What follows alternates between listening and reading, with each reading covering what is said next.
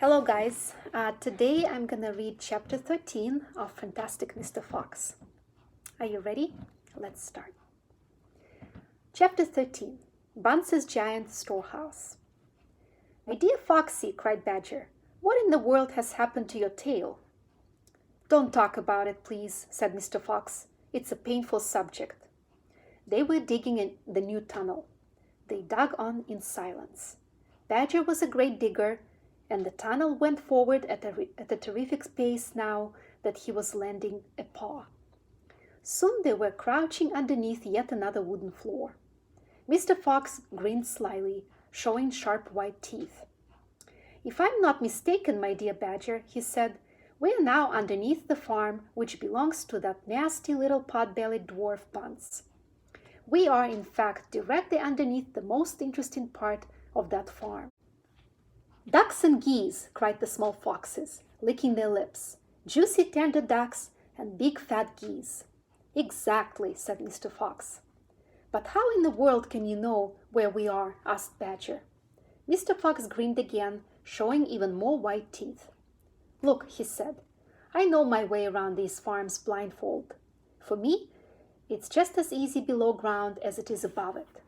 He reached high and pushed up one wooden floorboard, then another. He poked his head through the gap. "Yes," he shouted, jumping up into the room above. "I've done it again. I've hit it smack on the nose. Right in the bullseye. Come and look." Quickly Badger and the three small foxes scrambled up after him. They stopped and stared.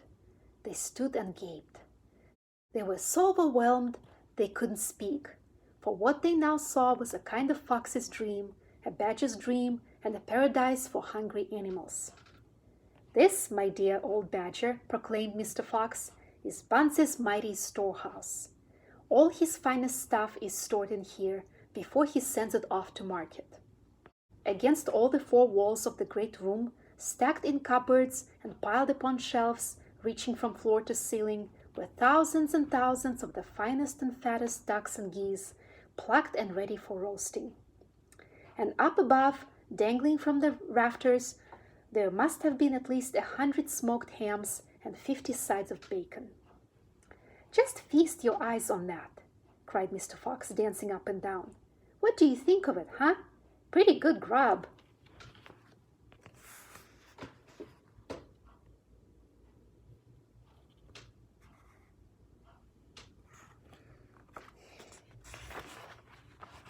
Suddenly, as though springs had been released in their legs, the three hungry small foxes and the ravenously hungry Badger sprang forward to grab the luscious food.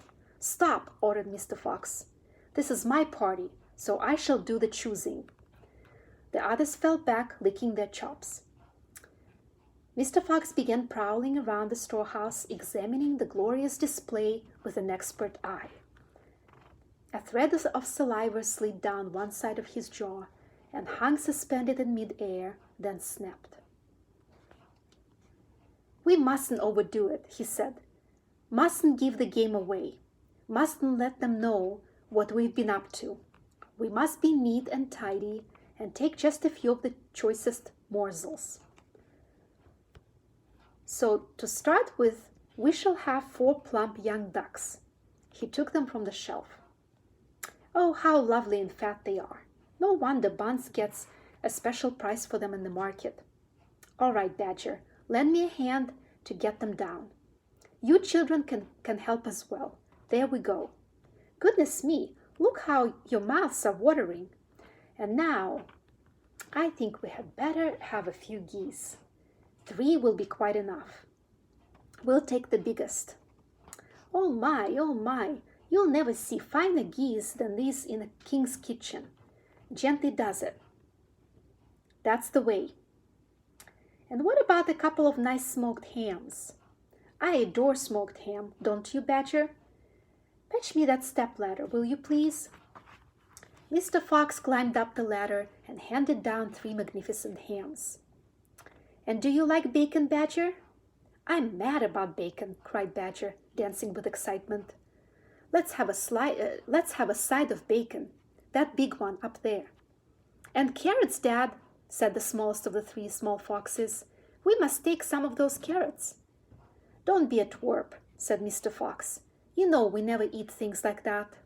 It's not for us, Dad. It's for the rabbits. They only eat vegetables.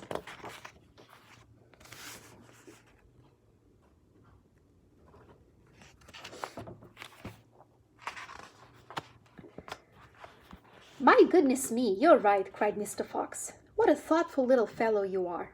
Take 10 bunches of carrots. Soon all this lovely loot was lying in a neat heap upon the floor.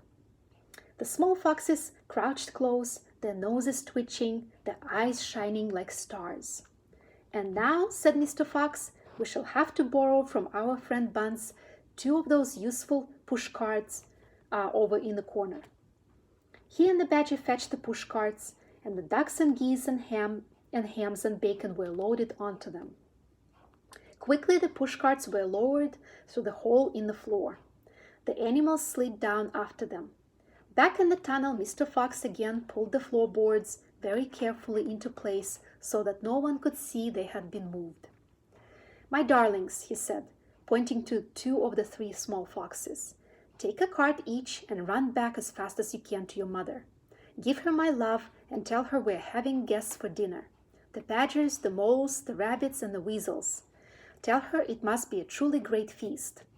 And tell her the rest of us will be home as soon as we've done one more little job. Yes, Dad, right away, Dad, they answered. And they grabbed a trolley each and went rushing off down the tunnel.